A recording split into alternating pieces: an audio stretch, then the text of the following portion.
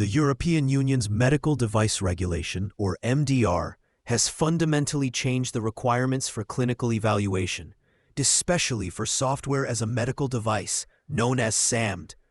Under the previous directive, many software products were in lower risk categories, or not considered medical devices at all. The MDR, however, elevates many SaMDs to higher risk classes, such as Class 2A, 2B, or even Class 3, demanding a much higher level of clinical evidence for CE marking. The core of this evidence is the Clinical Evaluation Report, or CER. For SaMD, this report must be built on 3 key pillars of evidence, as outlined in the MDCG 2020-1 guidance document. The first pillar is scientific validity. This involves demonstrating that the SaMD output is based on a sound scientific and technical methodology. For an AI or machine learning algorithm, this means proving the algorithm's association to the specific clinical condition is well-founded and scientifically accepted.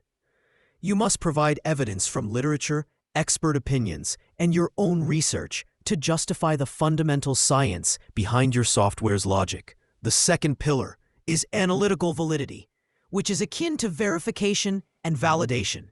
This pillar requires objective evidence that the SaMD is technically sound and performs as intended. You must prove that the software is correctly built and reliably generates the intended output from the input data.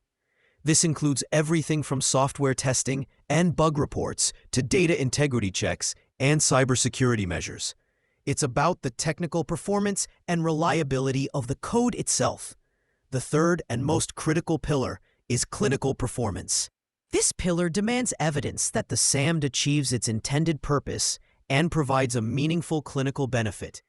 This often requires generating new clinical data through studies. For example, a diagnostic SaMD that analyzes medical images to detect tumors would need to be tested against the current gold standard, like a radiologist's assessment. A real-world case involved a company with an AI-based SaMD for predicting sepsis risk in ICU patients. They had strong data on technical performance, or analytical validity, showing the algorithm worked flawlessly. However, their submission was rejected because their clinical performance data was based solely on a retrospective analysis of a U.S. patient database.